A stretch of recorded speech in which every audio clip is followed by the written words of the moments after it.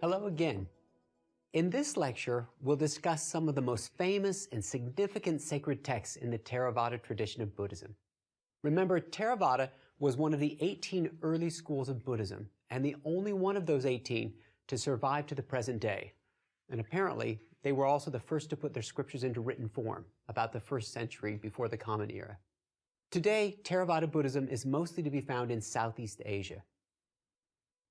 There are two other major divisions within Buddhism, the Mahayana and Vajrayana. I'll be talking about both of these in the next two lectures. For right now, let me outline some of the main differences between these three traditions, which are in some ways analogous to Catholicism, Protestantism, and Eastern Orthodoxy and Christianity, except the different types of Buddhists have traditionally gotten along much better than Catholics and Protestants. For Theravada, and the name means the teachings of the elders, Theravada is the oldest surviving form of Buddhism, and its followers number about 125 million, mostly in Southeast Asia, in Thailand, Cambodia, Myanmar, and Sri Lanka. They believe that the Buddha was a man who gained enlightenment and then passed into nirvana, so that there's nothing left of him to worship. Believers must themselves follow the path that he took, but in practical terms, only monks and nuns are able to put in the time necessary for study and for meditation, or to abandon all earthly attachments in a way that will help them achieve enlightenment. Their characteristic scriptures are in the Pali language. The term Mahayana, by contrast, means the greater vehicle, and this form of Buddhism teaches that all believers, not just monks and nuns, are capable of enlightenment. This is the Buddhism that dominates East Asia, so China, Korea, Taiwan, and Japan, and it claims over 185 million believers. So Mahayana Buddhists call themselves the greater vehicle, and they contrast themselves with what they call Hinayana, or the smaller vehicle. So it's sometimes when I talk to students about this, I describe it as if Theravada Buddhism is like the Buddhism of a raft that can carry you over this life of turmoil to nirvana, Mahayana Buddhism is like cruise ship Buddhism, like all kinds of people can be part of that on that boat. So Mahayana Buddhists contrast themselves with Hinayana Buddhists, smaller vehicles, but Hinayana is actually kind of a derogatory term. So we'll say Theravada Buddhists for that earlier school, and then Mahayana Buddhists, the great vehicle. Mahayana Buddhists believed that the Buddha was a god rather than just a spiritually advanced man, and they put a great deal of emphasis on bodhisattvas. These are beings who achieve enlightenment and then choose to stick around in this world system rather than going into nirvana. Indeed, they vow that they will enter into nirvana only after all other sentient beings have been enlightened. So these are Buddhist divinities that one can pray to and ask for help. Mahayana Buddhism, which began in about the 1st century of the Common Era with new and distinctive sacred texts, includes a great many schools. So there's something like Protestant denominations. And those schools range from the emptiness school of Madhyamika to the consciousness-only school of Yogacara, and several distinctive schools of Japanese Buddhism, including Zen. The new Mahayana scriptures were originally composed in Sanskrit, though they were eventually translated into Chinese and Tibetan. The third form of Buddhism is Vajrayana Buddhism, and Vajrayana means the thunderbolt. It's by far the smallest of the three Buddhist traditions, with about 20 million adherents. So maybe 5% of Buddhists worldwide are Vajrayana Buddhists. Nevertheless, its prominence in Tibetan culture, which includes a reverence for the Dalai Lama, has brought it a great deal of attention in the West. This form of Buddhism builds on various Mahayana schools, but then adds a great number of tantric texts, which include various ritual shortcuts for attaining Buddhahood, including mantras, mudras, which are hand gestures, mandalas, which are schematic diagrams, and visualizations. There are different versions of the Vinaya for Theravada, Mahayana, and Vajrayana Buddhists, but their differences are rather minor. The most striking contrasts are to be found in the largest section of the three baskets, in the sutras. Each sutra is traditionally associated with the Buddha's favorite disciple, Ananda, who had memorized the teachings that he heard the Buddha proclaim. So each sutra begins in Ananda's voice saying, "Thus have I heard," and then something, something. In the Pali Canon of the Theravadas, there are 5 subsections in the sutra basket, the first 2 of which are 34 long discourses and 150 middle-length discourses. Then follows several thousand connected discourses and enumerated discourses, and then the largest subsection, by far, consists of the 15 little texts, which offer a plethora of miscellaneous writings, such as the Jataka tales that we talked about in a previous lecture. Those are the stories about the Buddha in his previous incarnations. Along with stories of how early monks and nuns gained enlightenment, there are stories of heavenly or ghostly rebirths, and they include the Dhammapada, which we'll discuss in just a few minutes. Taken together, the Pali Sutras are a large collection of sacred texts, most of which were intended for monks and nuns. Many of these sutras are rather technical and repetitive, as the Buddha gives instructions on meditation, or he may explain the non-existence of a permanent self, or he may outline the 12 stages of conditioned arising. Here, for example, is an excerpt from the Connected Discourses, the 3rd section of the Sutra basket. Let me set the stage. The sutra begins, of course, with, "Thus have I heard," and then it continues with the story of how once, when the Buddha was living in the bamboo grove outside of Rajagaha, he was going into town to beg for alms when a naked ascetic, Kassapa, saw him and asked if he would mind answering a few questions. Okay, the Buddha said, "This is not a convenient time. I'm going to visit some houses." Kassapa said, "But just a few questions." And then he began to ask, "How is it, Master Gautama? Is suffering created by oneself?" "Not so, Kassapa," the Blessed One said. The question concerns the law of karma, right? Where does suffering come from? Then, "Master Gautama, is suffering created by another?" "Not so, Kassapa," the Blessed One said. "How is it then, Master Gautama? Is suffering created both by oneself and by another?" Right? The idea is, do we suffer in this life because of things that we did ourselves or because of what other people did? "Not so, Kassapa," the Blessed One said. "Then, Master Gautama, has suffering arisen fortuitously, being created neither by oneself nor by another?" "Not so, Kassapa," the Blessed One said. "How is it then, Master Gautama? Is there no suffering?" The Buddha responded, "It's not that there is no suffering, Kassapa. There is suffering." And then the Buddha goes on to explain that Kassapa's mistake is to assume that there's a self which is responsible for suffering. He then offers an alternative analysis of causation, in which suffering is the result of the cycle of conditioned arising, which is sometimes known as dependent origination. Okay, hold on, because things are about to get technical as he breezes through the 12 stages of the cycle. But the point to keep in mind is that a permanent self doesn't show up anywhere in this sequence. Conditioned by ignorance, he says, are karmic constituents. Okay, that is to say, karmic constituents are caused by ignorance. Okay, we're going to work backwards here. Conditioned by karmic constituents is consciousness. Conditioned by consciousness is individuality, that's name and form.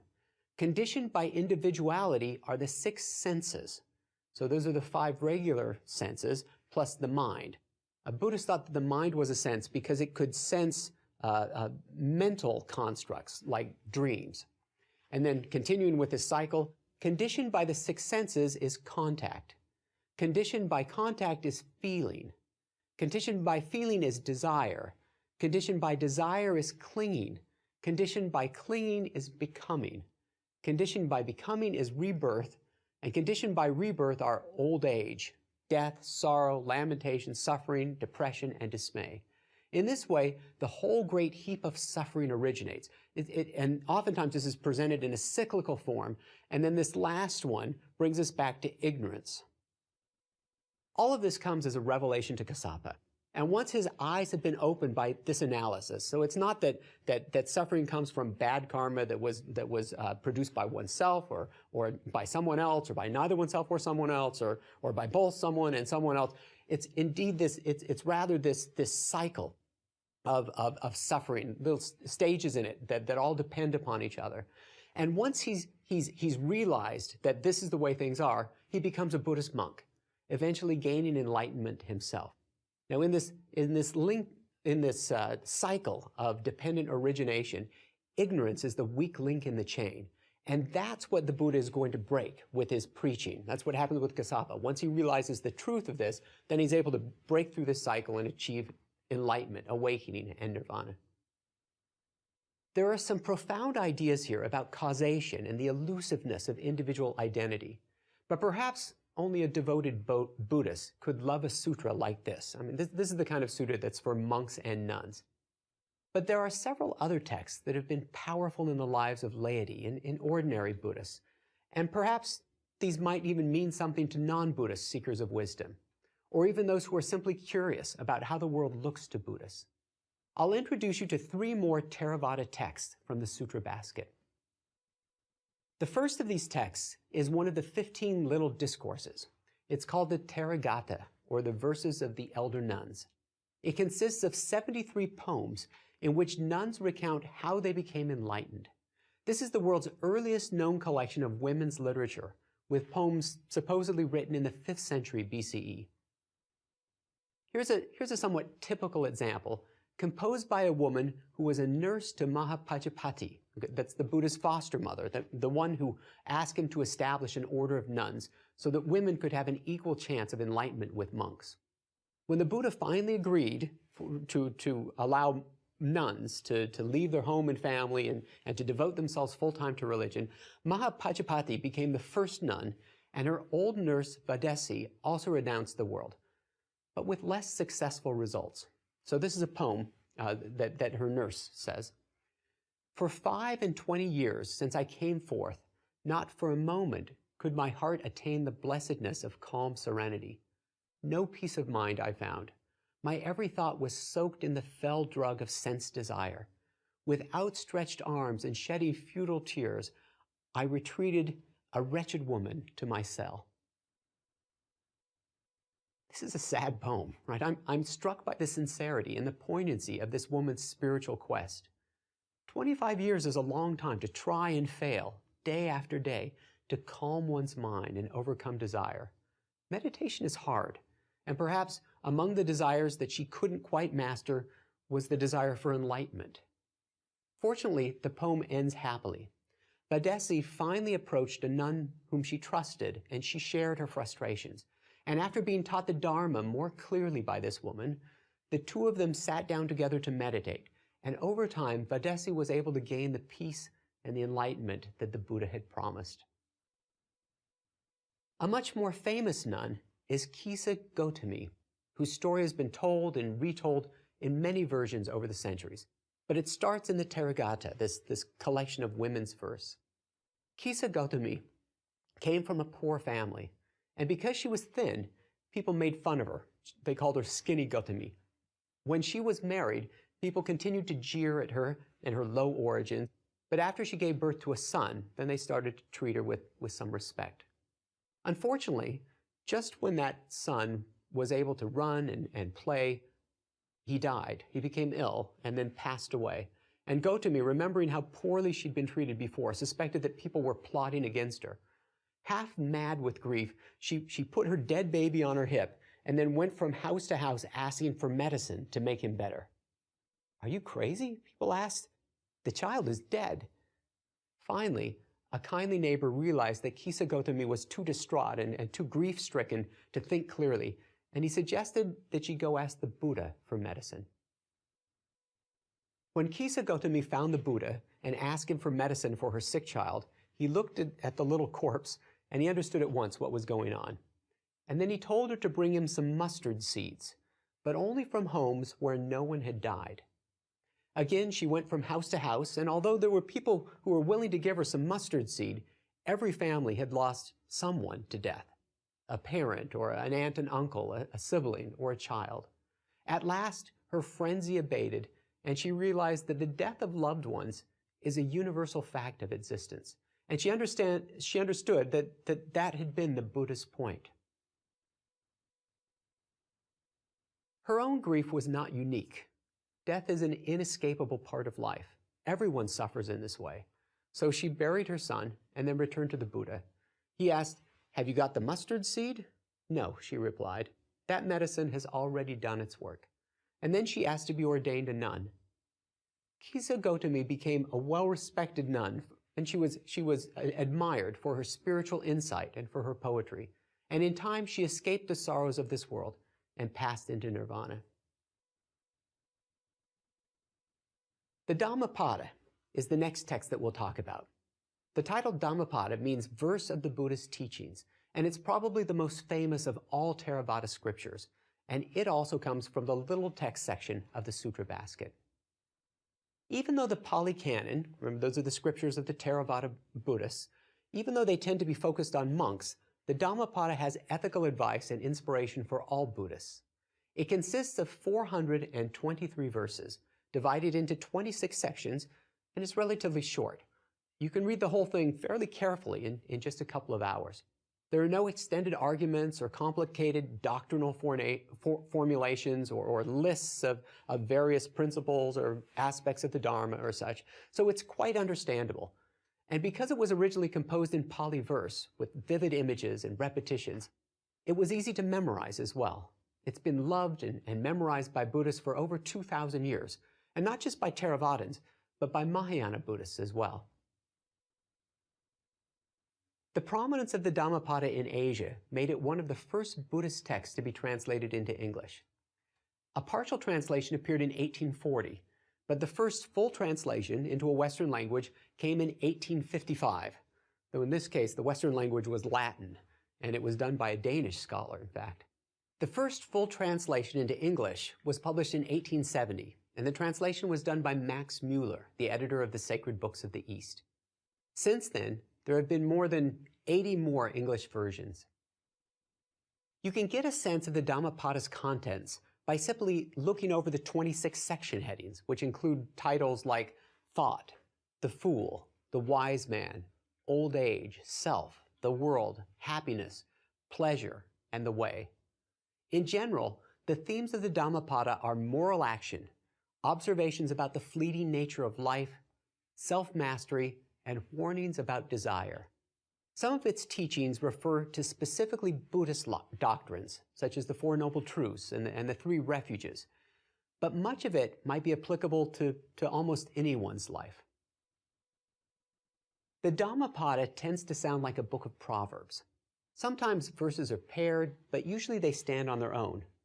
Buddhists have long considered each one a saying of the Buddha himself, and then later commentators provided collections of anecdotes that gave the story behind each of the sayings. For example, the tale of Kisa Gotami that you just heard was thought to have been the basis for verse number 287. After Kisa Gotami had come back to her right mind, buried her son, and returned to the Buddha, he told her, and this is the verse from the Dhammapada, "As a great flood carries off a sleeping village, death carries off the person whose mind is distracted, intoxicated by possessions and children." But the aphorisms work well on their own, even without the stories, and the stories may or may not be accurate as to their origins. Because the Dhammapada is so accessible and so quotable, I thought I'd give you a representative verse for 7 major topics, taken in the order in which they appear in the text. And just for fun, I'll use a different English translation for each quote. So first, on the dangers of giving in to desire, this saying, "He who lives looking for pleasures only, his senses uncontrolled, immoderate in his food, idle and weak, Mara, the tempter, will certainly overthrow him as the wind throws down a weak tree." You can see sort of an image there, an image that might stay in one's mind. The second theme is about disciplining one's mind. "The wise man guards his mind, which is unruly and ever in search of pleasure. The mind well guarded brings great happiness." A third theme is about the impermanence, that everything's changing all the time. The quote is, "A fool is troubled thinking, I have sons, I have wealth, but even himself doesn't belong to himself, let alone sons, let alone wealth." Okay, can you see what's happening there? If your mind is caught up in possessions and in family, you're troubled by those, you're worried about those, but those are not going to last forever. It's a mistake to dwell on those and worry about them. A fourth theme from the Dhammapada is karma. So this quote, "Whoever offends a harmless, pure, and innocent person, the evil falls back on that fool, like the light dust thrown up against the wind." Fifth theme, about how we should treat others. "Conquer anger through gentleness, unkindness through kindness, greed through generosity, and falsehood by truth." Okay, you can see how these are sort of general principles that might be applicable to anyone, not just to Buddhists. A sixth theme is the superiority of Buddhism. This is going to be a little more specific to the religious tradition. "The best of paths is the path of 8. The best of truths, the 4 sayings. The best of states, freedom from passions," basically nirvana they're talking about. "The best of men, the one who sees." And you can hear those references to the 4 noble truths and the 8-fold path. The seventh theme is individual effort. So the quote says, "It is you who must make the effort. The masters," that is the Buddhas, "only point the way. But if you meditate and follow the law, you will free yourself from desire." I want to follow up on this last point. One of the things that's most striking about Theravada Buddhism is that it is not a savior religion. The Buddha can't rescue anyone from the consequences of karma. He can't give someone else enlightenment. It's something that each person has to do for him or herself. The Buddha can only show the way. There's a tough-minded realism here that I think might be attractive to some people in our own scientific, skeptical age. Okay, don't misunderstand me. Buddhism is an ancient religion, and in the very earliest texts, there's plenty of talk of miracles and gods and demons and superhuman powers. But there's also a streak of practical empiricism that's worth considering. And it's perhaps most evident in our last Theravada Sutra, the Discourse to the Kalamas, in which the Buddha argues against blind faith and dogmatism. This sutra begins with Ananda reciting, "Thus have I heard," and then he tells the story of a time when the Buddha, traveling on foot with a large number of monks, arrived at the town of Kesaputta. The inhabitants there of the Kalama clan came out to greet him, for they had heard reports of the Buddha's wisdom and of his spiritual attainments. But they had a question. There had been many holy men, so ascetics and sages, that had come through their town, and each of those guys had praised his own doctrines while disparaging and condemning the teachings of others. So, they asked, how do we know who's right and who's wrong? How can we tell the difference between truth and falsehood? The first thing that the Buddha says is that it's appropriate to have doubts or to be perplexed.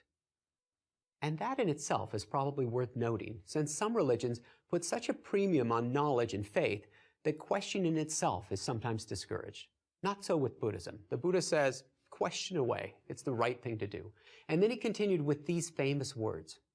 The Buddha said, "Do not accept a thing by recollection," that's by repeated hearing, "by tradition, by mere report, because it's based on the authority of the scriptures, by mere logic or inference, by reflection on conditions, because of reflection on or a fondness for a certain theory, because it merely seems suitable, nor thinking the religious wanderer is respected by us."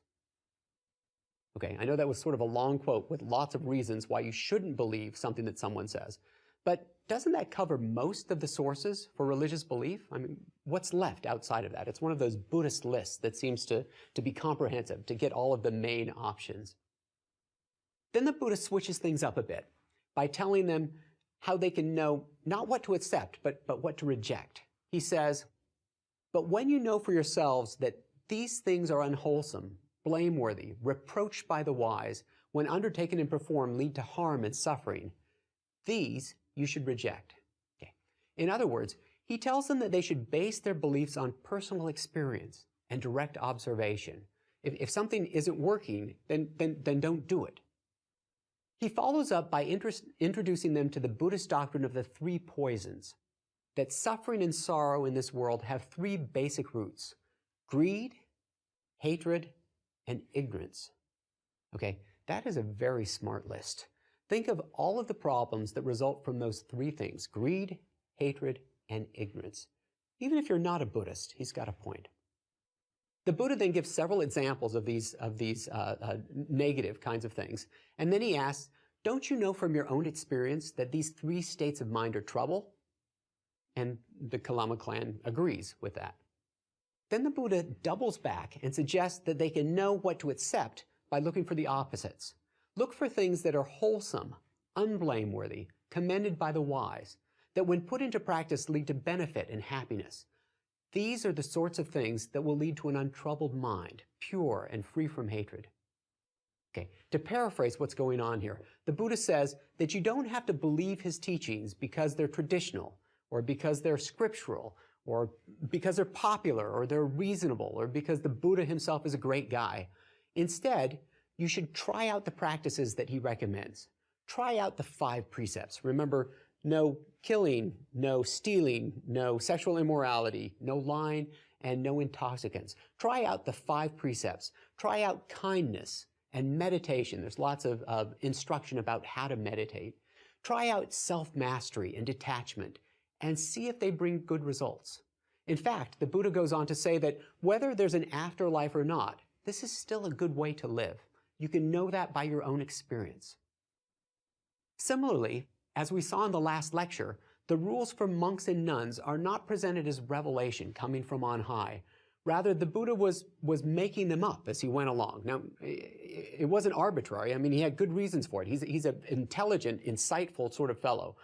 But he was making them up in response to particular situations that came up. The Buddha was very wise, of course, but they're not to be seen as absolute commandments. They're training rules. They're sort of like the rules that athletes might voluntarily undertake while they're in a season or getting ready for a season. If you follow these precepts, you can make spiritual progress. And if not, you'll be entangled into suffering and samsara for a while longer. It seems like Buddhism is a religion that would be well suited for our modern Western ideas of individual autonomy, for the freedom to choose and to act, to decide for ourselves. But then the Buddha undercuts it all with a paradox when he suggests that in the end, there's actually no self that chooses or acts. And later Buddhists, in the Mahayana tradition, will heighten the contradictions by arguing that actually there's no nirvana, no samsara, no salvation, and even no Buddha. But that's for the next lecture.